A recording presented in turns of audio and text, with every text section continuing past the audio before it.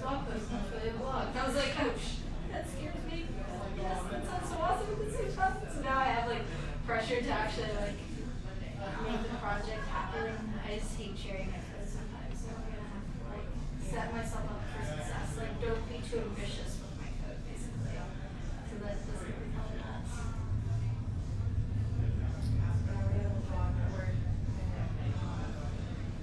I've written things on the Keen blog, never technical though. They're always, and I'm happy with that. I mean, it wasn't like they like pushed me in. I could have. I'm actually working on something about like why I chose to go like community evangelism type route instead of software engineering after I graduated, because I was like talking to some students and they were like, yeah, I would like to read that. And I was like, okay, because I just finished that stuff.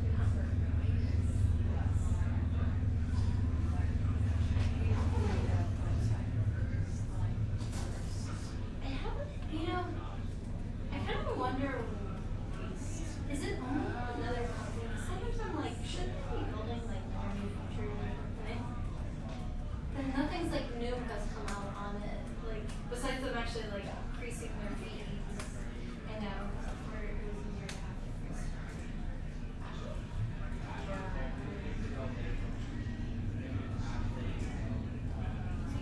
And it like change. Yeah, it's weird. You can like pay something and you think that it's like, yeah, it's just. It keeps putting it at the top, no matter where I paste it in. It keeps putting it at the top, so I'm like, it's going to type it.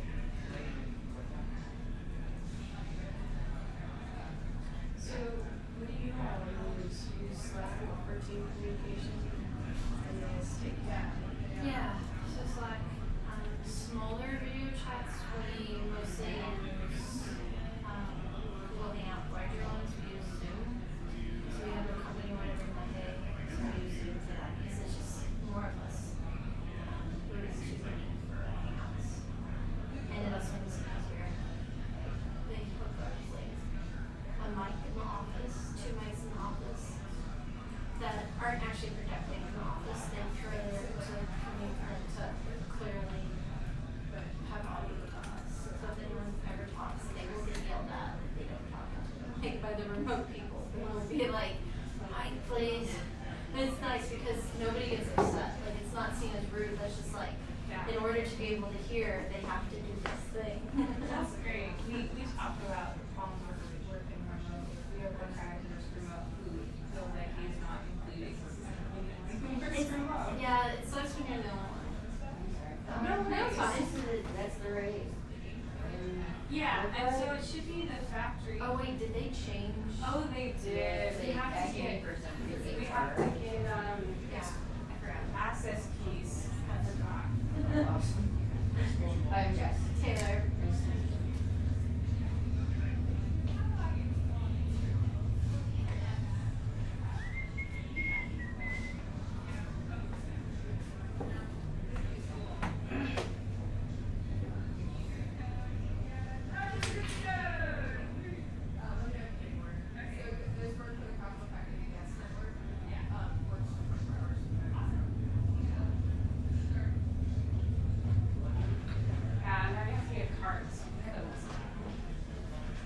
This will work for 24 hours. Awesome. So you can just camp out here in the Thank you. Yeah, so there's this thing I read once, like the best remote situations when at least 25% of the company's remote. That's where you get like your stride of it. Yeah. But yeah, it's hard. One of the things we do, like the remote people, we do this thing called anxious and excited. They also do it in the office too, but where you talk about like what things you're anxious and things you're excited about, like in the coming week or in the past week, and you go around each taking turns. And so remote people are kind of like a team in itself almost in this way because of having that. We occasionally do remote happy hours where we all get on Google Hangout on our own individual computers. Even some people in San Francisco will do it, and we get a drink. It's not always be alcoholic. It's not everyone. But That's nice. we sit around like on a Friday afternoon for like an hour or so and just like talk about random things. I need to write all this down because we're doing a suggestion of things, like to keep people more included, because we also have people who are kind of in their own departments. Like we have one designer, so he has no one to talk to about designing things.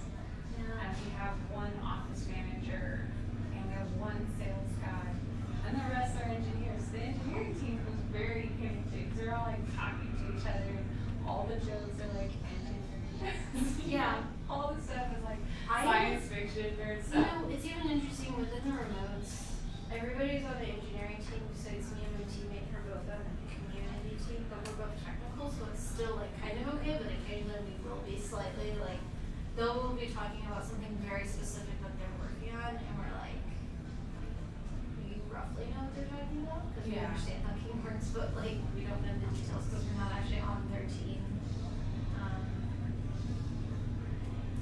We also visit San Francisco once a quarter. That's like cadence run.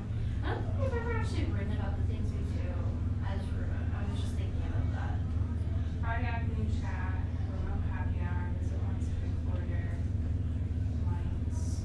Yeah, it's weird. So one of the most annoying things, honestly, for me, is like when you're in a meeting and you're like the only remote, and there's only one laptop in the meeting. It's like 5 people, and there's noises, and people aren't talking into the laptop's mic, and it can be frustrating really fast. Hey, Holly, this isn't working.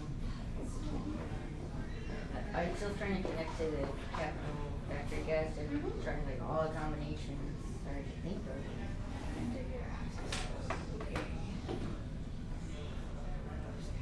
We just have to shift and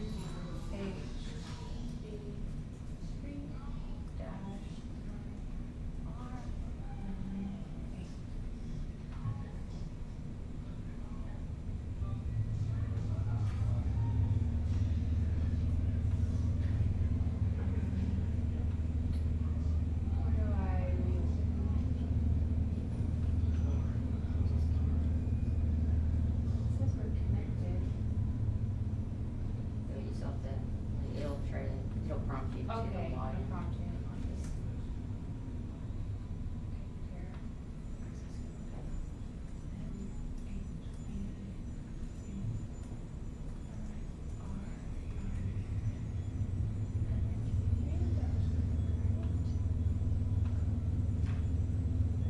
Let's get you a different card. Maybe the card expired. Okay. Try that one. Okay.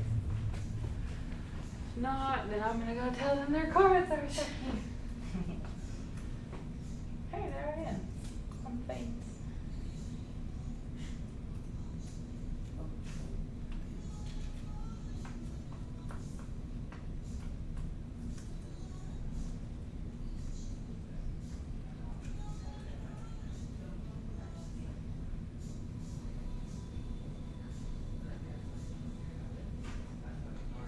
Just like it took. Alright, that one's a good card. Thank you. That's gonna happen.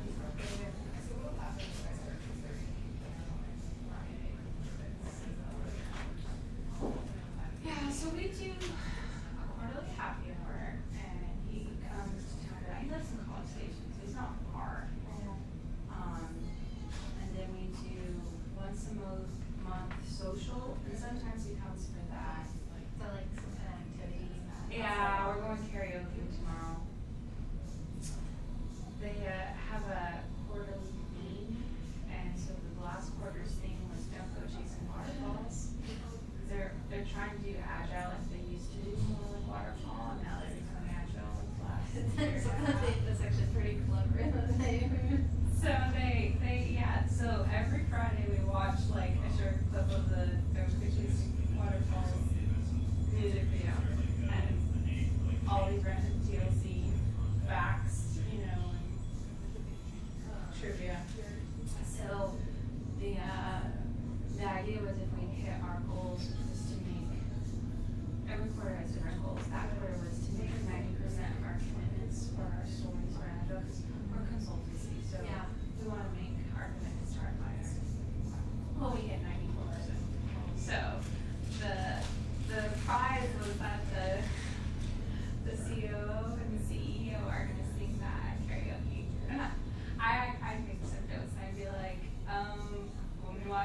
one missing? Why is this the prize? Shouldn't we be matching up so that we don't have to missing? And the project manager was like, Holly, out of all the people in this room, you are most likely to sing. So that's probably true. I wonder what the Techstars people, because they're in a way kind of like my office, because I hang out there, and Yeah. I weasel my way into them not kicking me out, and they kicked everyone else out. I just became really good. I was just really nice to office manager. So she was like, hey, Michelle. Let me get something to eat. It's just sitting there. Yeah. How's the job? Good. Yeah. I started a new project today. I'm sending Twilio data, like when you do a text message programmatically. Well, that one's actually I'm trying to figure out. I do it. I have it right now. When you text my Twilio number, I send that data, like that was sent to Keen, and then you can build out like a dashboard with it. Cool. And so I started that today. That's the only case that I have done so far. I'm not entirely sure how, like as a sample project, like, oh, look at this thing, you can do it programmatically kind of thing. And then I was talking to my friend who's a Twilio developer evangelist, and he's like, oh yeah, you could write a blog about it on the Twilio site. I was like, oh god, now I have stress. I have to actually, yeah. I was just like, must you actually like, you know, do a little bit more before you start getting. What is the stack that Keen uses? So it's a lot of things. It's in layers, kind of. So I mean, like the front end is a lot of like, I'm moving to a lot of React. You know, they don't use anything like Angular or anything to be like that. Just a ton of visualization type stuff. We just moved over to C3 versus Google Charts, which is a big deal for us because we were like using Google Charts like forever. Do you know why they switched? It's a lot more flexible. You can like play around with the visualizations more. You can like click on them and they do different things. It's just a little bit better. But we're still, that's only internal right now. We haven't released that one publicly for testing out the bugs. Have you had to travel? Not really, but I am at the end of the month. I'm excited about this one. But I realized I actually double booked myself. But I didn't actually commit to the other people. I just know it's happening. My teammate and I are gonna go to Puerto Rico.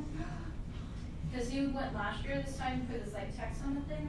Because we have like friends, like community member friends out in Puerto Rico. And he asked us to come mentor for this accelerator program. Oh, fun. And he asked me if I wanted to go. Actually, initially, he was like planning the trip and was just kind of assuming I was gonna go. And he messages me one day and he's like, wait, I never asked you if you actually want to go. I was like, yes, I did. But yeah, this should be fun. I have to give like a talk and stuff and like help mentor the companies. I know what that actually entails. I'll figure it out. How long? So it's actually two separate events, but we're merging them together. And one event's gonna pay for his flight, and another event's gonna pay for my flight. Because we're scrappy and trying never to spend money because we don't have much of a budget on my team. But it's gonna be like 6 days or something. It's also kind of weird that I'm gonna be like Puerto Rico with my teammate and my fiance. But he's cool, so it's not gonna be too weird. Like slightly weird. We're gonna go around the island and stuff. They went like for a whole week last year, so I wasn't on the team at the time. So I'm excited about that. But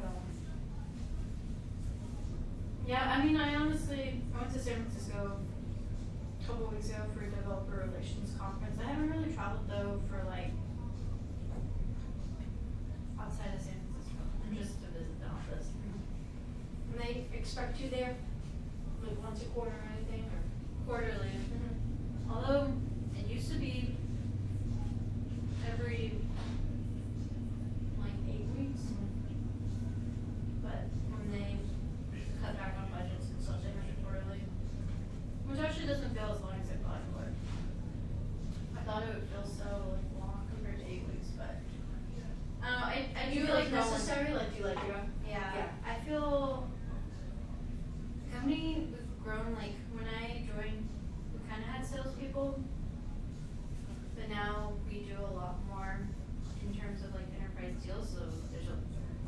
of them. And I kind of have to protect self-service versus the enterprise King, what they call King Pro stuff. Make sure that the self-service customers don't get like Shut up. And a lot of them like convert into pro, like so there's like a business Oh, case yeah. for keeping them happy. But right now we just don't have enough people to like have a person dedicated to them, so I just kind of like me and my teammate kind of watch over that. Interesting. And so What when do we you prioritize? so when you well the whole thing was as soon as we raise another round we'll hire Oh, people yeah. who actually like are dedicated account managers for self-service, so self-service gets like a person that they can email other than like the evangelist or like support, because support is pretty much self-service support, which actually my team owns. Okay. But yeah, there's just occasionally like conversations that I like. Yeah, the salespeople will. I had like a slight scuffle with one of the salespeople last week. That was like the first time. Yeah, he didn't like how I said something to a customer. Because the customer like thought he had to be on pro to get this one thing, and he didn't really need to be. And like I was like honest. Good. Hello, how are you? That was embarrassing. I'm Paul. I didn't really check. Okay, look. Good to meet you. What do you overslept? He just didn't like that I said like he picked up the 2 words he didn't like that I said. We have wine, we have water. Because I said we have except that you don't sandwiches, have to salad. be pro to do that. You can do that from pro or self-service. How did you hear about learning to cook? I didn't think I checked it out. I'm in general entrepreneurial. So I didn't think I was ruining anything. Yeah, I wasn't real bougie. Yeah. I wasn't made for sport. I was on support too at the time. My I did teammate it that for runs years. support, he was like, next time I'll make sure to like not have them contact me. Like it's a year buffer. Good. I've had go. Because he feels that stress too all the time. No. There's just like product decisions sometimes. It's like job. I'm Polly. I've been working for self-service. So I started it while I was at And so, awesome to you know, meet there other was something people came and about also like data research retention because for I wanted to take shop. the data. And it's been great because now we have like 1,700 women and a lot of people who Part of the transitioned sales, I feel some pressure to from try other to differentiate careers between the two, into because I think it is occasionally hard, and sometimes But customers. yeah, I like, like for the first 2 years at a startup. I don't feel the need. And I was. I had to bump them up. The only way to bump them up really is usually to take away some functionality that There's was. added features. You're the only developer. Some- Oh my gosh, I must have been like So we're trying to like, screaming. they're gonna work Yeah, on all the how time. differentiating them, My so I just have to make sure I have like the 5 moms advocate for the developer on the self-service plan. working in this application that had 45 moms. So it was just a lot to learn. So it's just a little bit, but I think, I think it'll get better soon. directory app for our school, and so it pulled in people's LinkedIn and GitHub and Twitter, and then it also had Google Maps of like all of the companies that were hiring. Yeah, it's actually kind of interesting because I've been there also. Yeah. So I'm in week 6 of our program, so I'm halfway through. Okay. Oh, are you in Golden State? Yes. Where? General Assembly. Oh, yeah, I like it. I love it. Yeah, so it's a journey, but I'm really glad I did it. It's been a lot of work, but now that I'm 3 years out, I love what I do. I love learning. It's faster to learn now. There's still a lot to learn, but it's faster. I know how to learn better. I love to say about it. I think that's like the biggest takeaway from going to camp is you learn how to learn fast. And then Because you don't that's have time still to not everyone need it. needs. Not just code school grads, but people who went to 4-year degrees. Everyone needs to know how to learn fast. And it's great. The company I work at, they made me team lead, and it's funny because the guy, yeah, the guy I'm working with, he's like, I don't know how to do this. We were working on authentication last week, and basically writing our own. Oh, yeah. Because we're in Node, so there's no like divide or anything. Node is really like build it yourself, which is great and sucks. It's hard. So I'm like, I have full control. I'm responsible for everything. So I'm like, oh god, I have to encrypt the passwords and solve them and do authentication. Wow. But there are some libraries that do that. I'm not writing my own. Yeah, I was gonna say, algorithms. We're encrypting. But then you're like, which library do I use? There's so many of them. Yeah, one of our guys is pretty well read on security, so he's like, you need to use bcrypt. Definitely don't use MP5. The MP5 is so old. Anyone can hack that. A baby can hack that. I was like, okay. What are you using? Be careful. You feel strongly. I always say, if you feel strongly about it, then. Yeah. So it's definitely nice to be on a team. The first 2 years not being on a team was really hard, and I think I didn't grow as fast. But in the last year, I think it So you were, but last I talked to you, you were also talking to Praxis, right? I'm at Oh, Praxis. you're at Praxis. So I've been there 2 months. Oh, okay. Where, was it Cisco? I was talking to Cisco and Praxis. Okay, I thought you took the Cisco job. Cisco was being a developer evangelist. Yeah. And traveling, and it sounded like a lot of fun, but it was 50% traveling. And I have a dog, I have a puppy, and I'm married. So I was like 50% traveling. Even though they're like, it'll be like Australia and Berlin, Cancun. Wow. That's so But you go to hotel Yeah. conference rooms. Yeah. You don't get to see the cities. I mean, it still would be fun, but it's just like 50% travel. And even though they said, oh, and you can keep doing moving the code because you'll be a developer evangelist, so it's totally in line with your goals. I was like, they really wouldn't want me to be giving a lot of time to moving the code, and I'd be on the road. 50% It sounds like a structure.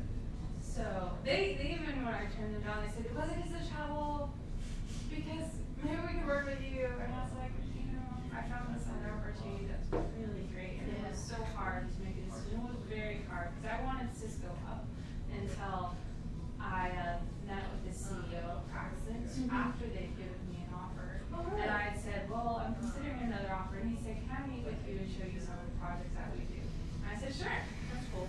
Really? And so That's then he showed me some of impressive. the stuff they did, because they didn't show me that much when I was interviewing. And so they How big is- talked how big are about, they're 18 people. Yeah. They're small. So he showed me some of the things that they've worked on, the companies they've worked with, and how they really approach the clients that they get. Because they don't just want anyone. They want people that can really help solve a problem in their business. I looked into their company when I first started looking, and I was like, I don't know what this is. Yeah, I sent they're them not a blind hiring resume. anymore. They actually responded to me though. They're I very was nice. He was like, said a lot of Sam. nice things. Yeah. Yeah. Sam's great. He's my The boss. other guy too. Rob. Rob left. His last day was Friday. His parents have dementia. He's gonna go take care of them. We're all really sad. He was just lovely. He Yeah, had so many he good things to was- say to me. I was, He's very relational. He was the COO. I'm really gonna find her a place. Yeah. He's amazing. oh, that's great. I'm glad. Yeah, so I love Praxis, but yeah, I was the last person they hired, and now they're looking for project managers. So I have friends who are like, hey, are they still hiring? Just keep talking about how amazing they are. They had flowers on my desk on my first day with a card and a gift card to Torchies and to the Alamo Craft House. Really? Yeah, so nice. Yeah. they're very Where are nice. they? 290 and 35. Yeah, that's So, not downtown, nowhere near food. It's okay. Where do you live? That's not always a good thing. I live Your 3 food exits makes up you 35. eat. I'm on Riverside. Oh, okay. So, yeah, no, I'm saving bad a lot for- of money now that's that I'm bad not for you, downtown, because we would go to coffee twice a day. Oh, wow. At work. Yeah. At lunch.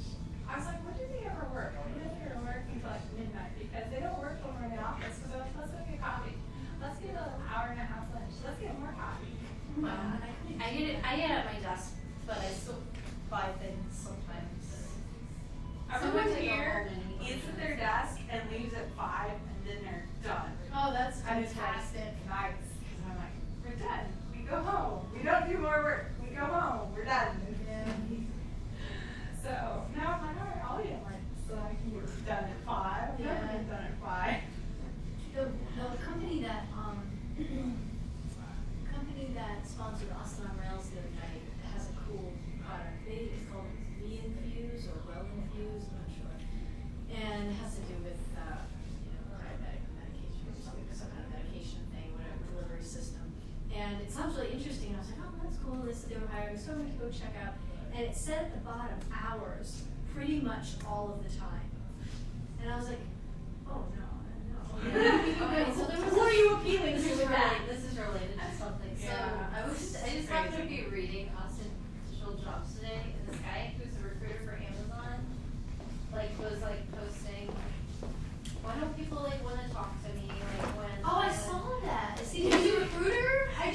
I saw him earlier in the week post that he was recruiting for Amazon.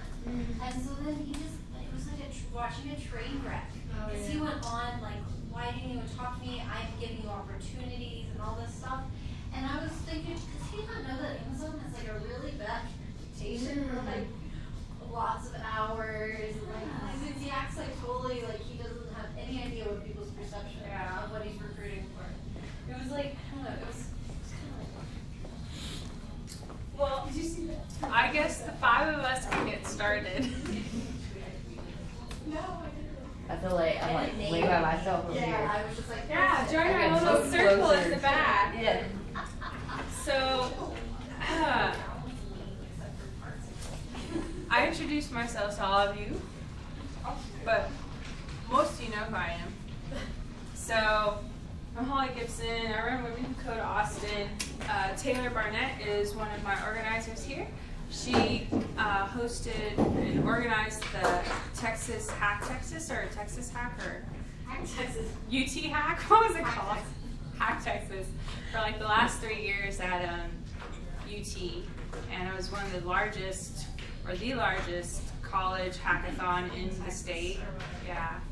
So it's great to have her help, and she hosts the Hack Night next week across the street at Big Commerce. You can bring a project or just come and hang out. They have food and drinks, and it's a nice, relaxed, kind of like this, but people just working on a project. Maybe they're learning something, or they have to do some extra work that day, and they just want to hang out with cool people. Yeah, we like all help each other out pretty much. Like if it's like, oh, I want to work on this thing. Somebody has some kind of like knowledge or experience. There was even someone who came, didn't even bring their laptop. They just wanted to talk about like what we do in our jobs, and that was because they were just trying to like get the feel of different things. So that was kind of cool. Yeah, so it's very relaxed, nice group of people. So we have all kinds of other events. We also have a Ruby Tuesday night at General Assembly on the 3rd Tuesday of the month. It's a Ruby study group. We have a hack night on Thursday that's in South Austin on Slaughter on Mantrack at Orange Co-working. And then we have a couple Python classes and our Tech Talks, which are the last week of the month. And those change locations every month. And they're pretty cool. They're usually like an hour-long talk on an in-depth topic like artificial intelligence or deploying to the cloud. I mean, all kinds of talks. And those are cool because you can meet some of the companies here in Austin and see what products they build. And there's just a lot of cool people here building cool stuff. So those are all the different events we have. And we are planning a workshop series on artificial intelligence. It'll start May 21st. It'll be here at Capital Factory, and then we're going to do it once a month on a Saturday for 3 months.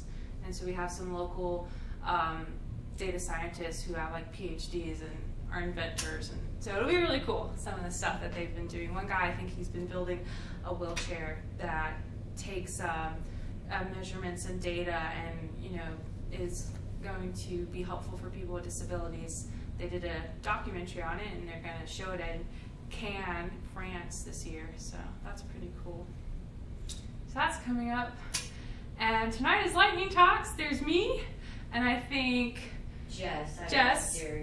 Go talk about something. Jess is going to impromptu give a talk, and Michelle said maybe she'd give a talk. She's going back and forth between Austin, Ruby, and this group. We have better food, so we have wine. And then I signed up to give a talk on WebSockets versus REST APIs. And I said a Facebook parable. So everybody knows what Facebook is. Everyone uses Facebook. And they need their stuff to be fast, right? You want to connect to it, and you want to see people's feeds, and you want it to be in real time. Because you remember, when there's a post now, it'll say like news stories up at top, or it'd have like the little spinny icon, and it's telling you like there's more content. And if you refresh the page or whatever, content would come down. That's because they're using REST, and REST, it has to wait for you to ask for information. While WebSockets, you don't have to. There's a connection that persists between you and the server. So here you are sitting at home and you want to watch the next episode of Walking Dead on your computer. And so you say, give me the next episode, and it sends the request to Netflix or Hulu, and they have their little black box server somewhere. And it says, okay, I'll return to you the next episode of Walking Dead. And so that would be REST, where it's a GET request. So you'd say, get me something. And then when you were watching the episode, if you want to watch the next episode, you'd have to say, like, get me the next episode. And so then it would send another request. And it would say, yes, I'll get you the next episode. And so that, with REST, some of us, who have been doing APIs and stuff are familiar with get and post and put and delete. And so with REST, the server can never send stuff without you requesting it first. And so it's kind of restful, it's waiting. They're stateless. It doesn't know what's going on over here. You have to tell it, like, get me this, or post, something on Facebook for me, or delete that stupid tweet that I put out there. Nobody should see that. Take that Instagram picture down. So those are all going to be different requests that you send to the server. So with WebSockets, the difference is there's a continuous connection between you and the thing. And what Facebook uses for was the Messenger app. So there's you, and there's a server. Then over here is your really hot boyfriend or girlfriend, and y'all are messaging each other late at night, sweet romantic things. And so you type in something, and you have this socket. So if you think kind of like a socket plugged into the wall, y'all are plugged into each other, kind of like that. Yeah, I'm not an electrical engineer, so my sockets suck. So anyways, you said like, oh, I love you. And instead of having to say, get me the next message from my wonderful partner, the server would know, oh, there's been an update, and it could just push everything out to all the people connected in the chat. And so then they would see on their screen what you had written, and then they could say, oh, write something back. And then it'd go, and the server would say, oh, something's happened, and so they would send it back to you. And so that's really the basic difference between WebSockets and REST API. And I'll show you a little bit of kind of what the browser sees when it gets a REST request or when you're using WebSockets.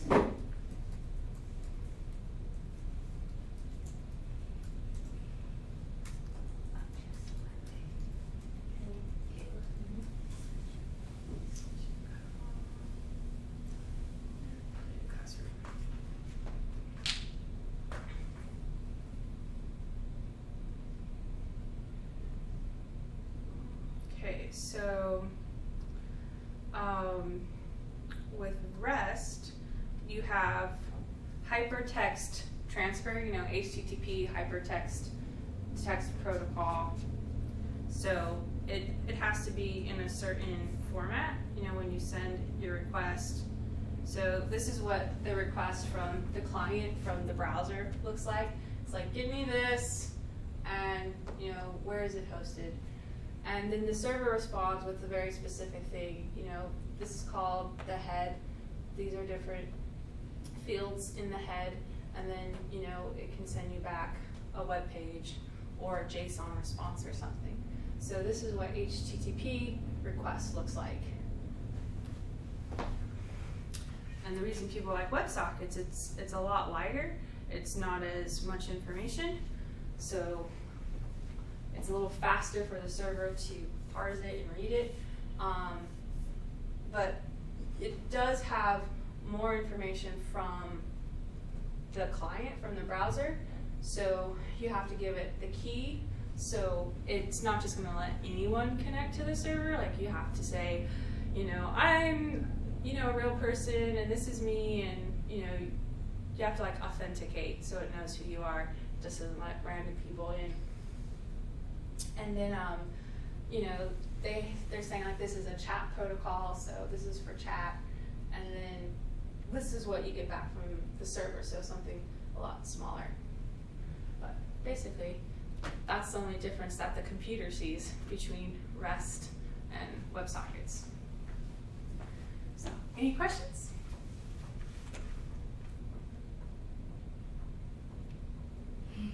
I have a question that I kind of know the answer to, but I think would be a good question. How do webhooks come into webhooks? So a lot of times you'll have some. So first explanation would be webhooks something like when something happens and you can trigger to this URL or whatever. Sure. Is that still considered in the REST sphere of things, or is that because it kind of bleeds over when something happens based on something? It is still RESTful, because with a webhook now you're sending a GET or a POST to the other service. So for instance, at work we use a continuous integration thing called Worker. Yeah, that's good. So what Worker does is it runs our code for us, runs our tests, makes sure everything's passing, there's nothing failing before it actually deploys it to a production or a staging server, because you want to make sure all your tests pass. Hopefully you have tests. So this is a good reason to have tests, because you can't have continuous integration without tests. But this is a way to hopefully catch bugs, have all your tests run, make sure nobody wrote anything that breaks something. And so when our worker, runs the build and it passes, then it deploys it to, that one doesn't work. It deploys it to, our production server over here. So we'll just call this prod. Well, we have a webhook set up with Worker so that when it gets deployed, when everything passed, and it gets sent here, that it posts in our Slack channel. So we have, Slack is a chat feature, chat software that we use as a team. And so, for instance, I have, we'll say app A. This is the one that's broken. So when app A gets posted, then in Slack over here in my, app A channel, it'll say, deployed successfully. And the reason we can do that is Slack has an API for that. And so Slack has a place you can send a post to. So Worker will send a post, and it's using REST. It's sending a post, and it knows the URL, and it says post to this channel using this username and password and with this message. So it's all stuff we have to set up. We say, here's the URL that you get to post to, this is the username and password, and then send a success message. And so I'm at work, and I'm looking, and it says deployed, and I'm like, awesome, and it worked. So that way I don't have to be staring at this on my screen saying, is it passed yet? Is it passed yet? So you can set up webhooks for all different things. We have webhooks for our server. If it goes down, something will post to Slack and be like, server's down, and we're like, what the hell is going on? So webhooks are great because it's a way you can integrate different products together. I wish everything had webhooks. And then they can get too much though. You can't webhook everything. It's like, no, we don't need a notification for that. But it is nice. Slack then becomes like your message board for everything, So you can have all of your services, pushing information to Slack, and you don't have to go anywhere. So, but it's still done through REST. Any other questions?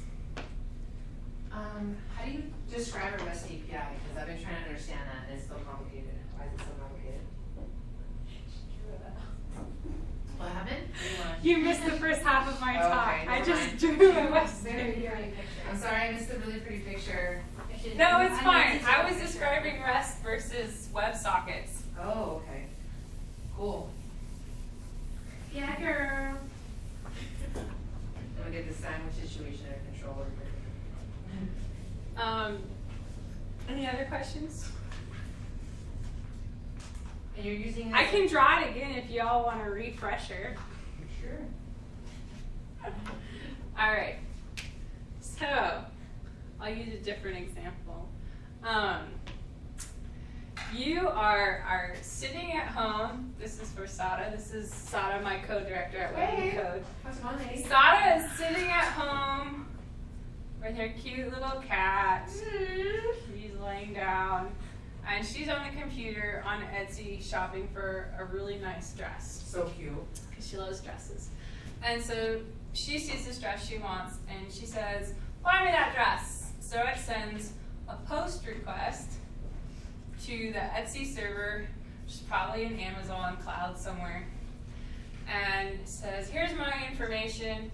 Now charge me." So then it sends a request to PayPal, which is eBay, and they probably have their own servers somewhere hidden underground. And so it sends a post and says, "Here's your credit card information, charge her." And once it's all done, and this comes back and says, "Okay, it's charged," it sends a little response. And then it says, "Okay, it's done." And it sends her a response. And then it's like, "You got shopping done." So that's kind of how the REST API works. It can only send responses. At this point, PayPal's forgotten now about Sada and who she is, and this server's forgotten about her. I mean, it might be stored in a database somewhere, but otherwise, it's not remembering that she was shopping. So that's why it's RESTful. It's stateless. Oh, okay. It's forgotten. Uh-huh. If you want to do something else and say, how much money did I spend? You would pull up your order form, and then it would send another request, and that would be a get, and it would say, "Get her order form." And so then it would give you a response and send you back your order form. But it's still, you have to keep requesting. You have to keep asking. Mm. The difference I was saying with WebSockets is when you're sitting over here at home again with your cat, and you're on OkCupid, Katie McKitterson. and you're chatting with this really cute guy who's over here Yeah, I am. on OkCupid, and you send a chat, and this is done through WebSockets. So you are plugged in to the OkCupid server, Oh, and wow. he is plugged in. And so instead of sending a get and a post, you're just sending I don't even know what they call it. I guess a get. You're sending a get to a chat. And so you're saying, la la la la la. And then the server says, "Oh, Sada sent a message." So then it pushes it to him. He doesn't have to do a get request. Oh. It just pushes it straight to him, and he's like, "Ooh, look what she wrote." And so then he writes something back, and again the server sees, he did something, so it pushes it to you, and that's WebSockets. So that connection is open all the time. So if the internet Yeah. so if the internet goes down for a moment, you lose that connection, right? Usually, yeah. There's a session or something, or there might be a time limit. It might expire or refresh. Do you want to explain a REST API compared to a SOAP API? Because actually I had to use a SOAP API. Wasn't a fan. SOAP uses XML, I know that much, and it requires a lot of information to talk to the server. That's all I know from people who used to do SOAP. Because you can pass around XML with the REST API, but it's just the protocols are different. Yeah, the protocol is different. So this is the protocol for WebSockets, and we saw what was the protocol for REST which is hypertext transfer protocol, HTTP. So REST uses that protocol, and so you can see like how it has to be structured. So SOAP, basically your headers and stuff had to be in a very specific format, and your data had to be in a very specific format, XML format. I don't know what all the headers are, but if you go on Wikipedia, I'm sure it knows. Any other questions? Your necklace is so cute. Thank you. It's made by poor ladies in Africa. You have your own sweatshop, girl. I know. But really, that's what it is. You know, it's like, I'm supporting poor people. No, it's good. They instead would have to work in quarries and break rocks. So this is better getting to make jewelry. Cool. Someone else opening, or do we need to like have? I think Jess, if you want to do it, Sure. she's going to give a talk. That's awesome. Jess is a I don't know front-end what to talk about, developer. honestly, I don't mean it.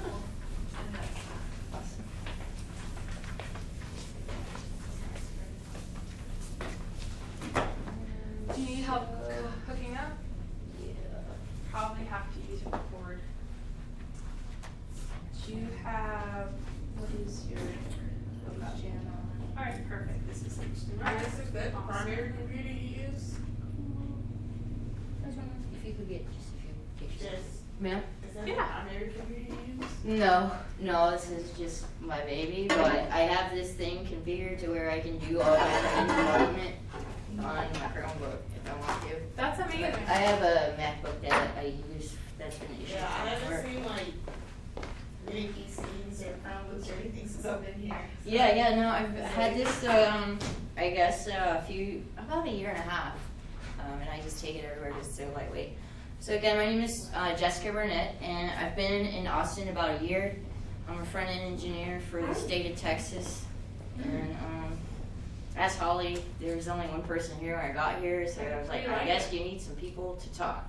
So I don't have anything prepared, but I remember I used to be a back-end developer, .NET, and I migrated into the front end about 2013. And I think like some of the big obstacles that I ran across like in my career wasn't so much learning like the languages and the technology, but what tools do I use, right? And I found like the more efficient my tools were, the more efficient I could be, right? So first of all, like I use Google a lot, Google Chrome, and I don't know about you guys, but I always have like a massive amount of tabs open. Yes. So I use this cool little plug-in here for Chrome. It's called OneTab, and it'll just sync everything in to like one tab right here, and then you can see all your tabs open, right? So that's really awesome for someone like me. Like I won't shut down my MacBook Pro for days, and I have all these tabs all over the place. But now, as you can see, they're just gonna list them and link them out right here. So that's pretty helpful. And also, I have a panic button for, it's also a Chrome plugin. That way, when my boss or supervisor comes and I'm like not doing work, you kind of want to like close it really quick. It's also a plugin. I'm gonna try to pull it up real quick. I might Jess, what's your Twitter, just real quick? Are you on Twitter? I think so, but it's under my LLC. You might look up Burnett Development or Jess Burnett, I'm not sure. So are you like working for the state, or you're a contractor with the state? So I'm a contractor, and I'm debating whether or not I'm going to renew that contract. What frameworks do you on the front end and the back end? So we use Bootstrap and we use Angular. Interesting. Yeah, we also like write like a lot of our own like SAS, but we use Compass with it. Okay. HTML5, a lot of JavaScript. I didn't know the state of Texas was like up in the bootstrap situation. Well, there's like, so we're migrating some stuff, so Wow. there are some Thank you. modules that that are using Bootstrap and some that aren't. Mm-hmm. Some of them are like custom. So your TexasBenefits.com actually is like one of the major sites that we're working on, and I think it's Wow. supposed to be released in August or September. Wow. But if you see that site right now, like, it is awful. Mm-hmm. It's just so awful, and there's nothing responsive or user friendly about that whatsoever. So I do front end, and a lot of what I do is responsive, right? So whether it's going to be on your laptop, on your tablet, on your phone, you want a very similar look and feel and experience for the user. And this is a plugin. I take classes from Front End Masters online just to sharpen up some things. Oh, cool. And this was a really cool little tool. I just bookmarked it, but it's called Media Queries, and actually it's just a link, and it runs on the page here. And if you see, like, it's showing the dimensions up here. And if I start to like change my browser or scale it, it's going to change these dimensions, right? So sometimes that helps me whenever I'm writing code for different screen sizes. This will help me really quickly like see what these dimensions are. That's awesome. Yeah, and I don't, some guy wrote it, and like I said, it's just a link, but you bookmark it, and then you can just run it on any page. So that helps. What else I got going on? CodePen. This is like my playground all the time on CodePen. I come here not only just to like quick and dirty like write some component code, but also it's been very beneficial to me learning, more stuff, right? So I just started learning Angular, and a lot of the stuff that was all new, but on CodePen you can come in here, and this is just an example that I did, and of course you have your HTML, your CSS, and your JavaScript, and then at the bottom is actually the output. And as you're like changing your code, whether it's HTML, the CSS, or the JavaScript, it'll change it on the fly at the bottom, right? You also can add preprocessors, which I don't really use for HTML, but I use a lot for CSS, right? So I'm more likely to write with less or Sass, and you can actually, if you see right here, this is what I'm using here. And there are other selections that you can use, prefixing or whatever. I just leave those at default.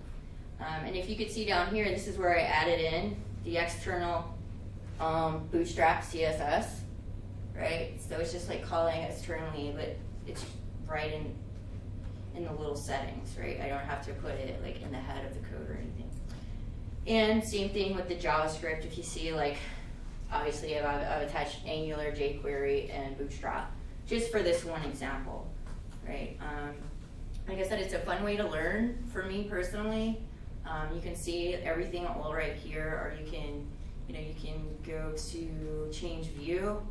And this, I have free mode, so all this pro stuff I don't use because it's not free. But you can view it like on a full page, and then you can open up your developer tools and you can see like what's going on there. Like I said, I use that a lot, and there's like some really awesome like front end work on here that people showcase, and They do a lot of cool things with like pure like CSS type stuff. Some of them Yeah. are just like, Yeah. you just did that with only CSS. right. art. So yeah, you got CSS and Really HTML5 like are pretty powerful. Like back in the day, Yeah. man, not so much. Like get colors the right things. Yeah, there's some, like I said, sometimes I just come and check stuff out and play with it, but it's also really helpful. Like I said, sometimes I'm just building like components, I want to show like various states and just throw something out. I'll come and use it, and I don't think this is connected to my GitHub. Maybe it is, I don't know. So, like I said, I use that a lot, and if you find one that you like, right, you want to like toy around with and say, oh, let me try changing something. So this isn't actually my code, but I can fork it, and I can make modifications, and then I can see like what the result of that is. So my mentality always is let me hurry up and break it, and then see if I can fix it, right? I mean, that's honestly how I learn. Like, break it, see if I can fix it. So, what else have I been using? So sometimes I use Sublime Text a lot, actually, on my MacBook. And one of the really awesome tools that I've been using with Sublime is Emmet. Basically, it's a way to write shorthand code. I'm gonna try to zoom this in. So,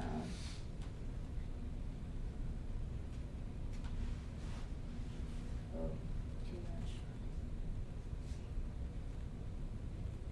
much. Okay, you guys can see that? Okay.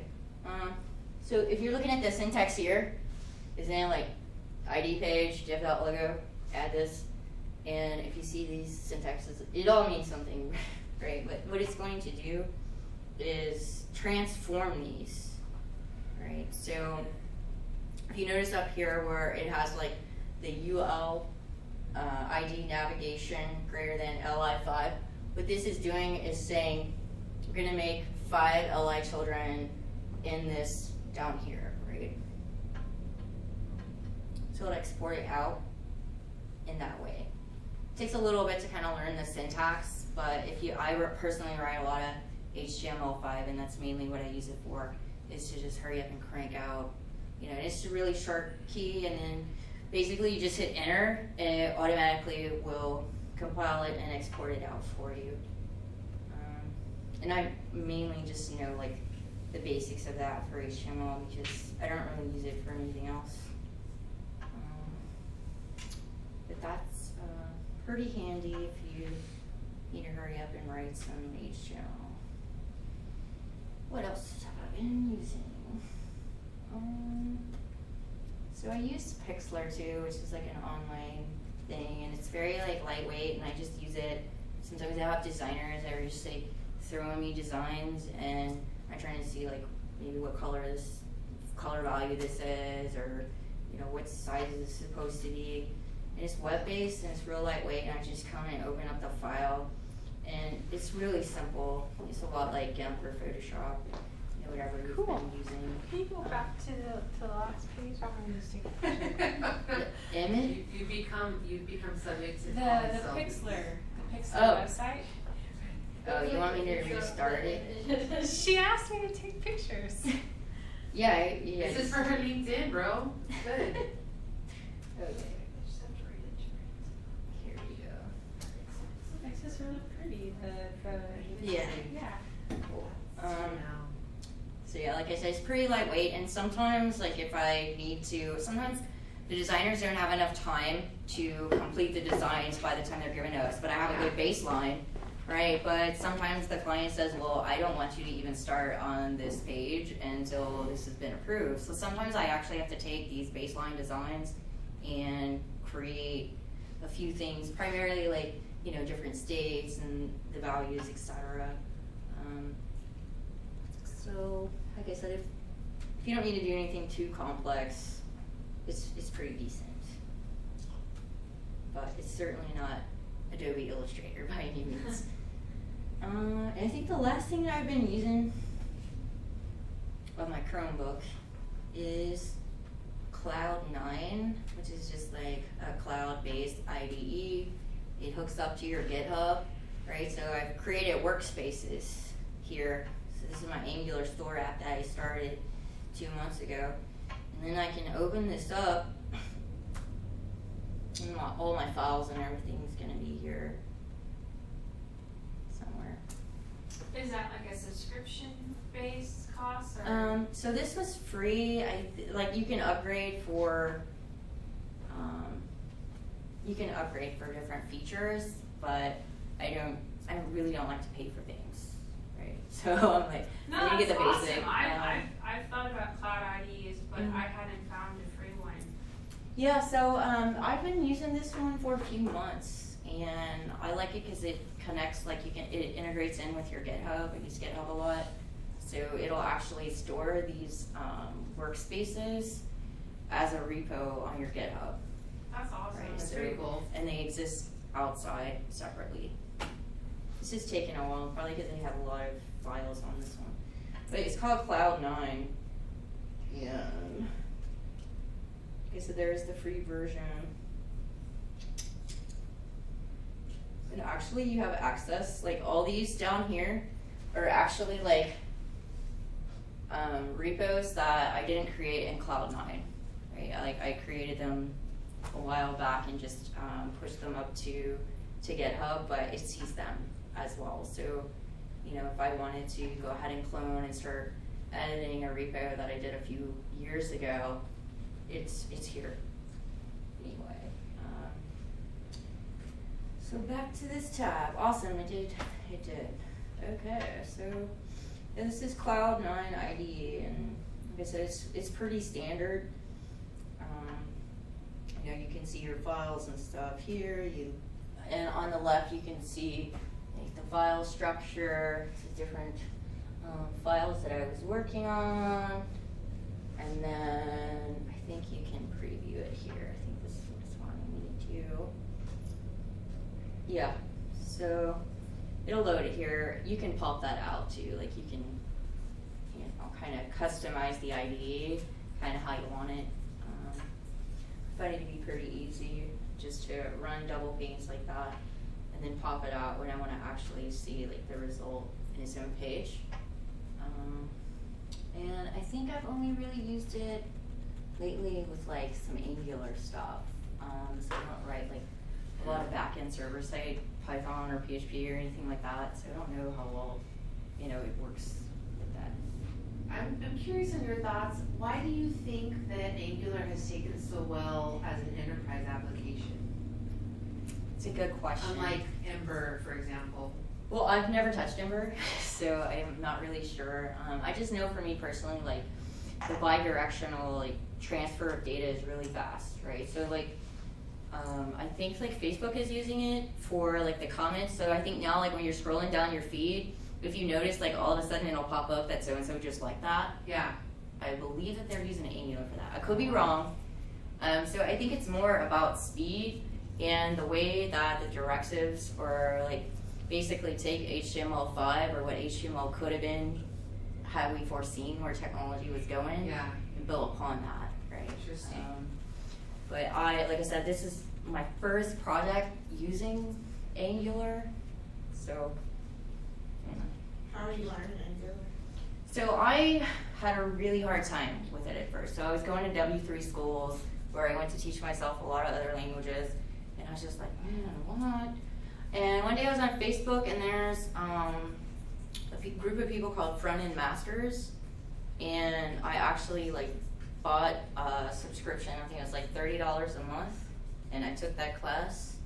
And basically, you have developers and engineers from like Reddit, primarily, from what I saw on Angular, teaching it, right? So it was video.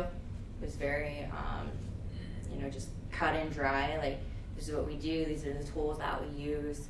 You know, and they told you a lot of things that I just wasn't getting from reading the tutorials, right? Something that a more seasoned programmer would know. So I had never taken a class with them before, but primarily what I do is I'll go, like I said, W3 schools, or actually I use the specs a lot, but I'm more of a visual kind of learner in a sense, and then apply it.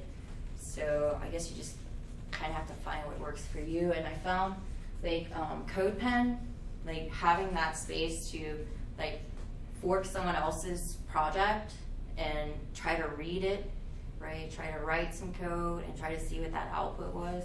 So it was a lot of trial and error. And what we do, I mean, what we use it for is pretty, like, we build it, like, this is how we're gonna call these certain components, right? And so now it's basically just like clockwork. You know, it's all kind of robotic at this point, right? So I did, like I said, I always struggled with how do I learn this and how do I learn this quickly, right? So for me, it's like, yeah, I need to read some information, but I'm the kind of girl, like, I'd rather give me the code, let me break it, let me try to fix it, and then I'll start to learn like how to, you know, start writing my own code from scratch. You know, break it, fix it. So How did you transition from doing like the back end stuff to doing front end? So I was working for Rice University and was doing some back end stuff, and they had a position come open for a CSS3 developer, and I was like, Oh my gosh. please take me, please. What were you working in the back end? So it was Python, and it was a lot. Basically, what I was doing, we were transforming data using XSLT, and it was like a flavor of XML. So there were a lot of XSLT, which I would never have to touch again. So that's why I was like, please just put me on some CSS3, right? And I didn't, I had used it, but at that point in my career, like CSS and browsers weren't very friendly, especially Internet Explorer. So mainly I was assigned a project where there was a position available, and I like writing code, but I'm also very creative naturally, so I was struggling on the back end because at some point I just wasn't interested anymore. Yeah. Right? I mean, it was fun, the challenge of learning the scripts and learning the languages, but when it came down to the end of the day, like, there just wasn't a passion there, right? So the reason why I like front-end development, I can take like that creativity and I can take that logic and find a nice ground for that, right? So, and I find these days, like, people want people that are like this unicorn, like you're a designer and a developer, and it's like, what? Yeah. It's kind of hard, but I definitely excel a lot more at the front end, mainly, like I said, for that, because of that creative aspect. But it drove me crazy at first. CSS, you would think is like candy code, but Oh my god, it's so deep. I mean, It's Yeah. definitely grown a lot in the Yeah. last 15 years. yeah, oh god, yeah, it's insane. It's insane. So, I think that's about all that I have here. Pretty much. Anyone have any questions? Any other questions? Thank you so much, Jess, for sharing. Pull back.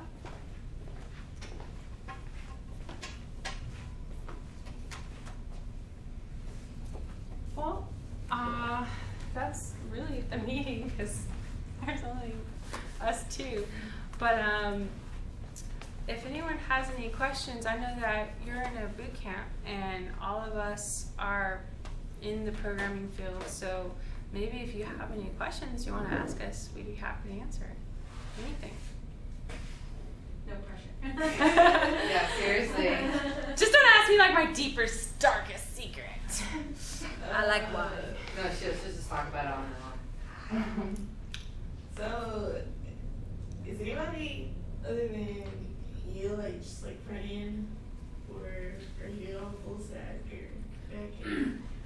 What I would say is, like, I do front end development. What I would say is, it's like you can't really escape from stupid things on the front end.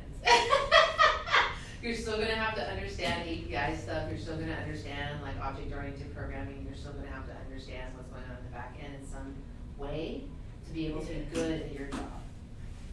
Cause I feel like right now, like I'm better at front end.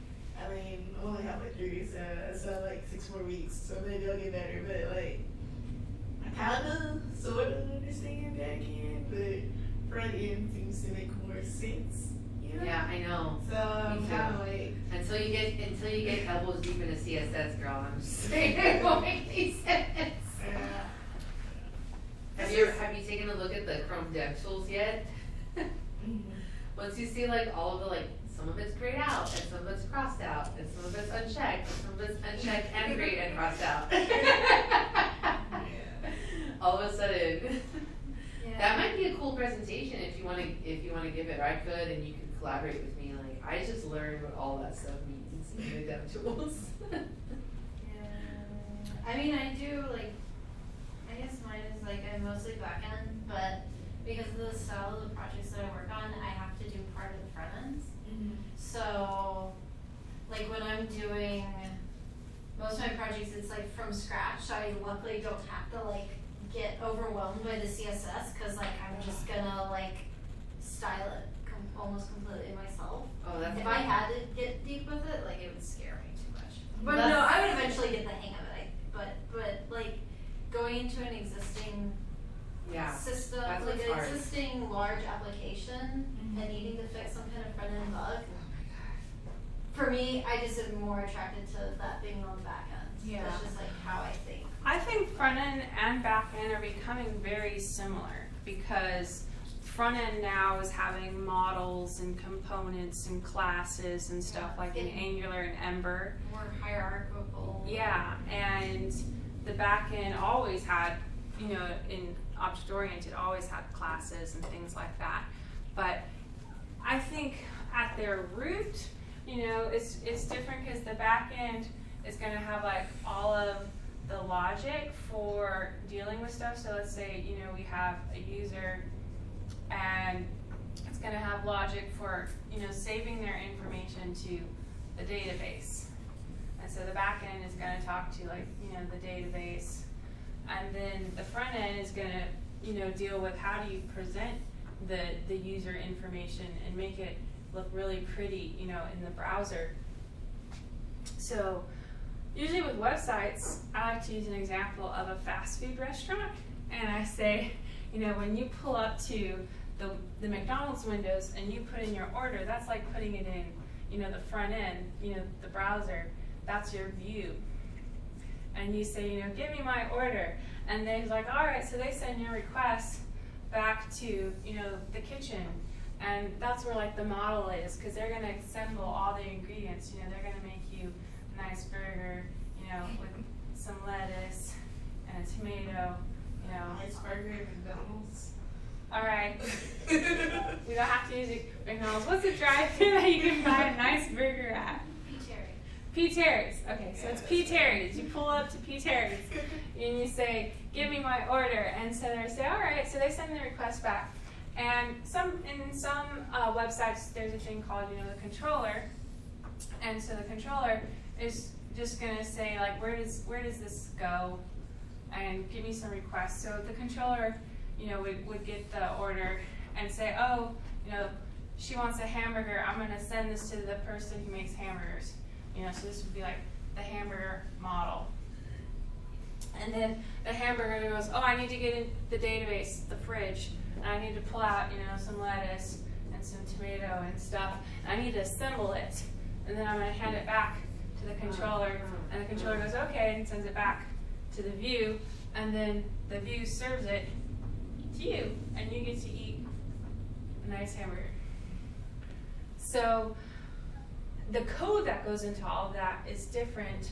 In the view, we're dealing with like HTML and CSS, but now we're also dealing with more logic things and all kinds of tools. You know, it's like, oh, I need to minify my code, I need to use gulp or grunt, and it's becoming more like back-end things.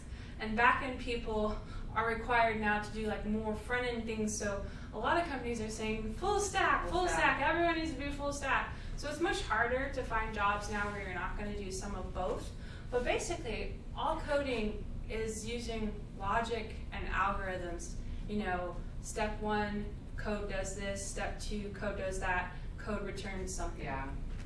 Whether you're in the front end or the back end, it's similar. It's just code looks a little different. You know, if you're using JavaScript on the front end or Python in the back end, syntax could be different.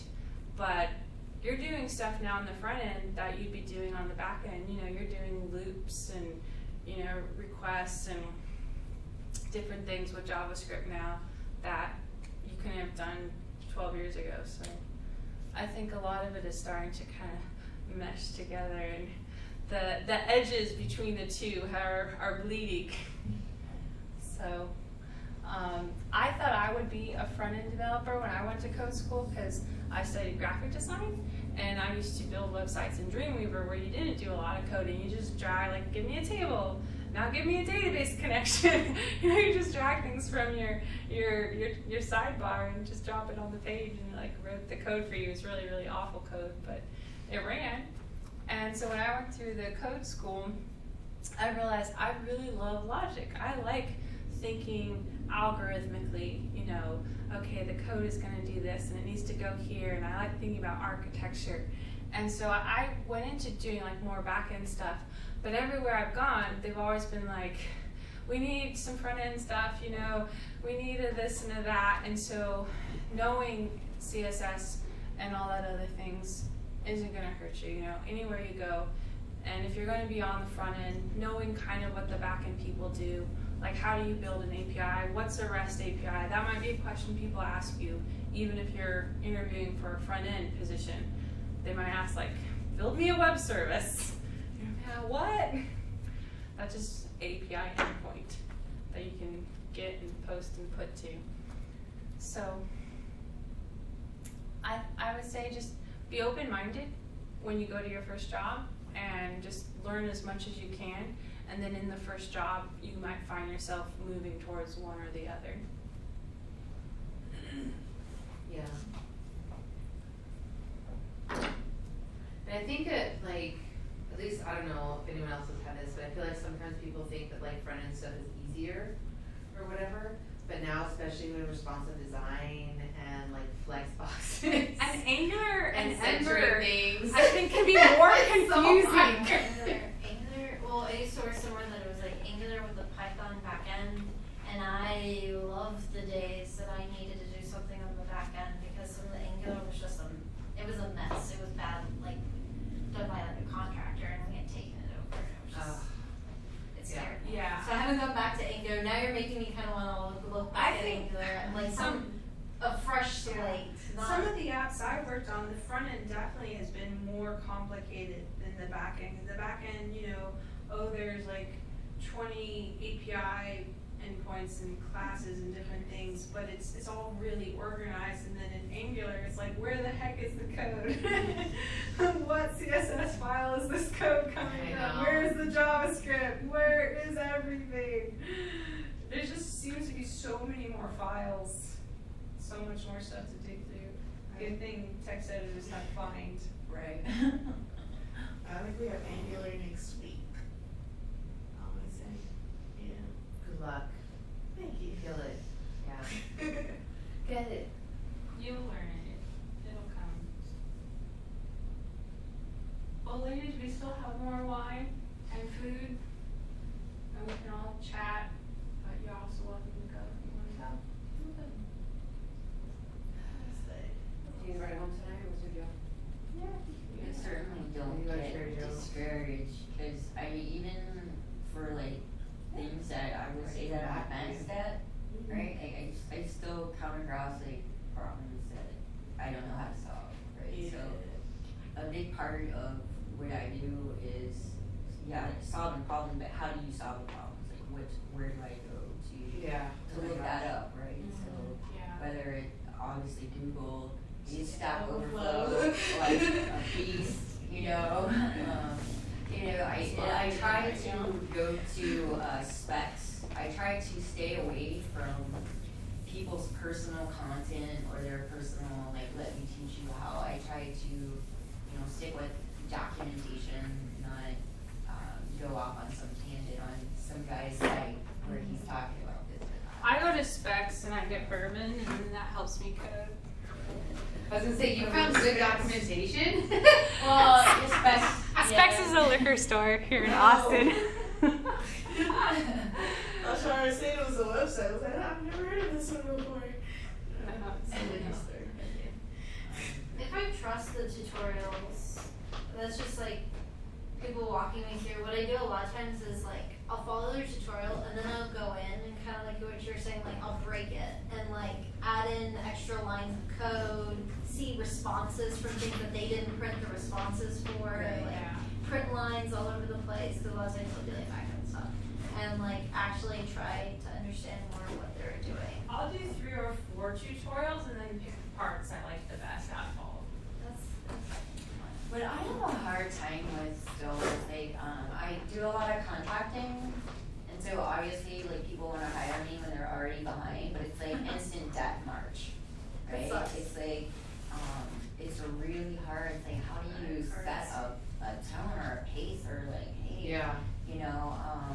especially like when I was doing consulting, because I would fly in, writing code, you know, doing all these reports and everything. So I have still like a hard time balancing like actual work, and then of course like I still have to go online and learn more, right? But I think like my last 3 contracts, it's like they just assume death march on there. Like, how do you go to interviews and be like, okay, they're not gonna slam me and make the first 3 months I'm here, right? Yeah. Like, is there a way that you sort that out, or like, go through our I asked like, what's the onboarding experience? You know, what's the onboarding route? You know, do you assign mentors, guides? Do you expect people just to jump in and start coding? One of my first internships at IBM, I had a woman manager that like took a chance on me because that was my first internship. She didn't really do much of a technical interview or anything because I was still really young, and I had this it's in WebSphere, which is now kind of like a Bluemix has kind of replaced WebSphere as it was like an application server type thing. Yeah. And I was in a testing organization and like creating these like sample applications to like test it and write test code. And at the end, I felt like, I told her, I was like, I don't feel like I really did much. And she was like, yeah, this job actually has about a year ramp-up period. And I was like, what? So sometimes even the jobs, Big corporations. asking when do you actually expect me to really contribute? Because you can't in the first month. It's not gonna happen. Talk to who are product companies say it takes 6 months to get comfortable in the code. I think with consulting and contracting is hard. Yeah. They're expecting you to, Figure it out right away. Yeah. It helps when it's from they expect you scratch, to be because like then the you can superhero. You fly in and you just, use your superpowers and it's all fixed and perfect. And magic. Don't forget magic. Does anyone want some wine? There was all this wine left over. Y'all should take the wine. I can't drink it. Yeah, I'll drink the bottle. Do you like white or red? Preferably red. Take it all. Oh, hey, how's it going? Have or Zinfandel. Different. There you go. Hey Jesse, your time for wine. Would you like to No, take some wine no, home? no, thank you. How are you doing? Good. I'm okay. I was How's it over at going? I'm good. I'm okay. Yeah? Job hunting, so. Job hunting, so wanting to die inside all the time. Yeah, pretty Have much. all That's this food. rates very well. Thank you for saying it so I didn't have to. I still remember the same shit. It was very long ago that you got your amazing job, so. Dude, but that's the thing, is I got my amazing job in less than a year after having done my first day job. Yeah. That'd be great. Alright, what would you like? So I just need that first shitty job. That's all you need. You need your Yeah. first shitty tech job. Look who I ran into at my presentation, Holly. Famous Mendel. So famous. He's so sweet. I love His him. earrings. How much do you want? He's the best. I was We gushing can eat it all over already. him. I'm just. Do you want I all loved of it. it? He was all I mean, I'll seriously see. I'll sign you a basket. If you really want all of it, I am. Okay. I'm not applying to enough. Yeah, I was gonna say, what's your strategy? Yeah. So I'm I not. didn't think too much about the ones So I if you applied will, for. I'll take it to your mates. Yeah, you should just apply for anything, dude. There can be the only time it's a bad thing is if you had so many interviews that it was overwhelming. That's the only time that's a bad thing. So yeah, so just apply. That's the way I always look at it. I was just I will slow down on applying. I'm overwhelmed. Yeah. Good. Around, I would try. Yeah. And then it's Well, and that's the thing too, is pretty much everyone I've ever met, it's their first job. usually I It's was just such a their happy first woman. job. I love the food. I was actually trying to remember what through the program. It's you have to do Oh, that's my number right there. And I mean, Okay. you just have to recognize that actually the system here isn't really rewards Yeah. growing talent. So you just gotta eat shit for however long, but girl, once you get that paycheck, you're just I'm gonna eat shit. So once you get that paycheck, you're like, I'll eat shit for you over 9 months.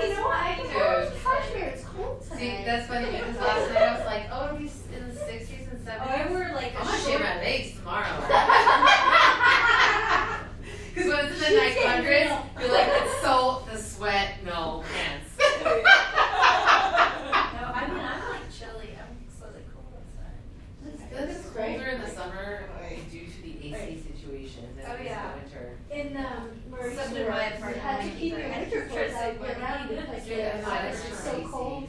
And we're always wearing, Yeah. you know, The only like time- winter clothes or whatever. It's Like, like, nail polish and shit. The only time I turn on the AC is when I have It'll gas. help. Because I don't want to be like, you know, I don't want to be rude. But when I feel like, I got lucky I'm sweating because I ain't gonna pay for this electricity. No, he would be like, it's a little hot in here, and I'm just like, I okay. just bought a. You're like, did your taste just go up or what? Yeah, I was like, Oh, really? And oh, I'm man. petrified with the AC. And I bet if you That's there's the problem. I'm like, my husband's like, it's really I know. bad. It's really hot in here. And I'm like, it's Okay, fine. Just fans. like, Get a towel. it's fine. Just fall asleep. I have don't one of even those. notice it. Oh yeah, no, I know. It's too, the house is too big. It's gonna be so expensive. No, you got a sheet on. Take off that sheet. Take off her clothes, right? Yeah. Take off all of your clothes. He's like, really? You're turning the AC on? Jane Assembly is about Nobody the wants American to. Government. Yeah. If you go Okay, upstairs, is it then turn it on. just You're like gonna the be there for 12 like an hour. Yeah. Turn it on until you go to sleep, and then you don't turn the AC on. Kind of like, Baker Square. That's where having fundamental AC. yeah. you get like this or I think your argument is more valid. Sometimes it's Yeah. How's your job search situation? It's okay. Wake up. You're just gonna I'm try to here get with it the cool. actually, Good. yeah, for the sponsorship. So Like, I know, it's an like, internship. my sister and Yeah, I know. friends already will be like, so we're not finished. Interviewed with So Rico. at the very least, it'll be But- something to this was paid. So Yeah, no, I I was don't that. know. Oh, really? a couple people from my program interviewed for it, but. okay, but it'll be like more difficult, especially like starting off. To me, because you have to build your brand. I mean, they may have changed because we just got a bunch of funding, right? Yeah. So I think this was Oh, was it? publicly admitting to the funding, so, but I think they both have problems with it, like, I what you were interviewing was looking for someone with a much higher skill I set. got That's what he it said originally. actual You know what I mean, like, they're not Almost 10 actually years, looking not for 10 any years role all that in you think IT, is- right? Well, Started that's in the kind of what I beginning, so keep running kinda into in and is out. companies For that 4 seem years. to want to cheap Quite a while. Yeah. to because find they, my- you know, yeah, I mean, I wouldn't say like But across the board, it but took me evolved so quickly that and I keep, Yeah. I've had like you know, really like, good luck, it's and totally then different. they pull the rug out from under me. It's like, oh, we decided not to. Sounds do like this. evolved, which is fun. I don't know, it's kind of like come toward technology. I came around for 6 Because years. I was doing like- Not that I have anything else to do, Yeah. really, but I just think there's not, it doesn't seem I like, know. I'm sure you're Yeah. gonna push it I don't know how I ended up in It accounting doesn't firm. seem like they know. Wow, I was studying knowledge. I was like, how did I end up here? What they're Sorry, saying. I know you're I'm not coming saying this from It was like, universities, you never which look like takes like 9 study years or to get a international position business, but then written it for person my doesn't field. move. Yeah. So when you Purpose, finally so interview, it's just like, That's it's gonna what it's it's gonna saying. happen. Yeah. For You know what us, I mean? for us, with like the way our process for like budgeting things is, once we actually decide we're gonna hire for someone, we're like, we want. Yeah.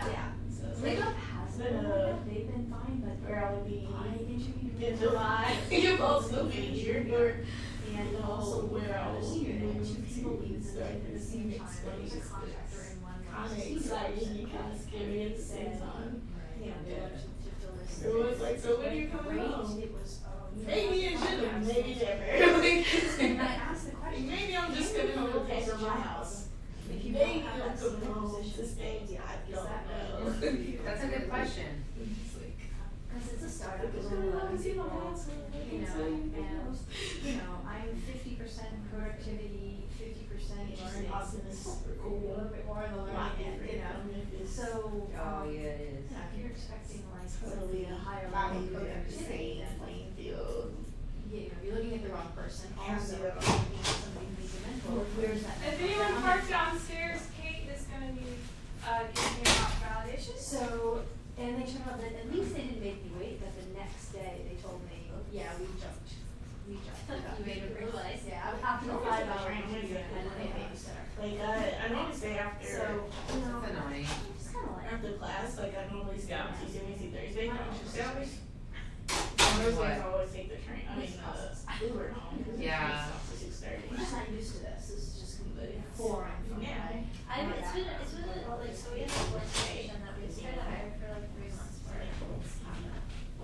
And They screen candidates I normally do. No, they're getting the numbers, but they're not getting people with the qualifications. It's a little lot of juniors and seniors, but this is like we would take somewhere in the middle. Yeah, mid-level kind of job, and it's a very specific thing. Like it's distributed database and everything. Number of people who have experience. We're not even checking the experts, just any experience. Because they have, like, I have talked to them, like, how much are we willing to like train and how much are we willing, and they're definitely willing to train. Because there's someone taking care of it for now, but that person is already doing engineering and he needs to be doing other things. And so he's just kind of keeping it where it needs to be until we can get someone, and it's just like, they call it storage engineer. I think in the term for it is like a data engineer, basically the moving Last bottle of white data. wine. Who wants to take it home? Jesse. No, I'm good. Thank you. Jess. It's like moving around. Sorry, you know, I guess. Do you want to I think the reason why it's been My life is basically like fucking coffee up. Like right now, I'm just like coffee up, work out, Do you like white work wine? part-time, Okay. work. It's like that, like taking like everything, like No, I really like you're it. fine. But it's Like, like, it's I'm doing the treatment right now where it's like, it's actually interesting. So I think Holly, Trish, and myself all kind of have the same experience. I don't know if Taylor can get there, but on your first job, you kind of like get floated, you get half. So like, And then you get to your second job, you're like, okay, if we're gonna do this, I need to do this, I need to do this, because I want to be there. Yeah. So now it's just like, I got this new job, I'm like, fuck this, like 6 months. I did. Okay, I cool. did get yours. I think, Like, for my first 6 months, I'm like, fuck this, like, I'm just gonna, start new job description, I did it Wednesday Oh, yeah, nights. for sure. We're gonna meet Holly, at House of Costume from Mars, Oh, great. 6 o'clock. I think we're doing every other week. Alright, I'm out. We did it too. That's nice when you already there on Tuesday nights. For real? I went there and I wasn't super, we didn't find anyone who was really doing anything there. We're not- It's not a thing. collaborative. It's not a thing. So we're gonna go, it's a collaborative thing, so yeah, you know, See you I've later. been doing like, doing Oh, like, yeah. I've been doing See like, ya. trying to find, like, actually, Yeah, yeah, I do like like, Really? so, like, my side Yeah, so project, Thursday night. I'm like thinking about JavaScript, Were you side. Were you writing in JavaScript before? I was using Angular, now I'm using, And it's just like bring a project for it. React. Oh, Yeah. yeah. And it's like, you know, to her point about, Next It's Monday, like another half doing- night, and then like, React we is have just a whole new level Android of class. fucking bullshit, like. Good abstractions. I can understand the utility of it, like especially for what we're doing, but it's also just like, okay, so like, there's Okay. like 5 fucking different Yeah, CSS. same Like one of those. You're like, and I have the same CSS in 3 of them, and the CSS is override. You know, if you're just like, Are you not stop. using Zap? We're using less. Yeah. So I think there's like a small thing that I'm missing here. It's like all these little things. My network is like slowly becoming more And developed. then Like more developers. I think this is three fourths of the people I'm connected to on LinkedIn are all great, in except tech. like Most of yeah, them. hasn't updated it in a year and a half. So Oh, like, yeah, we're around it. right. Might as well So, just like, go to different Under like the last tracks. couple weeks, it's just You know, like, so it's just been I really, don't know, it's say been bottom months or where it's something. been I mean, most of them are not tech, but I had a really interesting connection. It It sounds sounds like a really cool. the kid that in like the 6th grade taught me too. It- I'm it's gonna say really that's like cool. bookmarks, I feel really dated, lucky. you know, when We you're in just write a 6th blog grade, about you it, have but your I just little remember like. cutie or whatever, you know, that you're Like, like yeah, eating. Like you're on Yeah, Saturday and morning he's when a you're firefighter, so he's not, he's Small in bits, tech, I'm like, small what? bits. The kid is like really into like other career. Every day. Like LinkedIn is moving into other Every career. day, Like, like, small every wins, time he talks to the small person, win, I'll take it, like, it's a 7 win. years or something. That's funny. Yeah, I mean, I feel like maybe, I don't like, so, I'm just like, That's so such a it's weird like, I just laughed when I saw it. I was like, I'm sitting down doing quality work, but the quantity is Big, like, strong, and Yeah. risking his life. and probably like back and do everything from scratch and Rails, cause you know, you wanna get a project up. But it's good that you keep coding, keep Oh, coding. yeah, it's actually not very, then you scaffold Rails and just does all the magic for you, and then, you know, I had been doing that, and I realized, I don't think I know what this method is even doing, and it's a callback, I don't really know why it's there. No more scaffolding. Yeah, are you ready? Yeah. How are you doing? Are you I remember. Well, a little. I've had a couple of screen interviews Uh-huh. I think so it's far, good. just like phone interviews. Trying to add more people to this You know, but I've full just stack, started right? really. Yeah, that would be Let's my do this. preference. Trader Joe's situation, you have to cross it around. Yeah. Groceries, You motherfuckers. use rails. That's how you do Monday night. Yeah.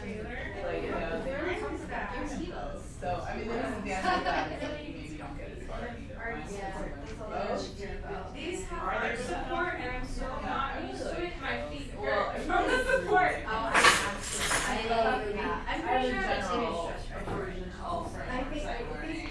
the major problem of going from Ruby to JavaScript on Why does anybody use this?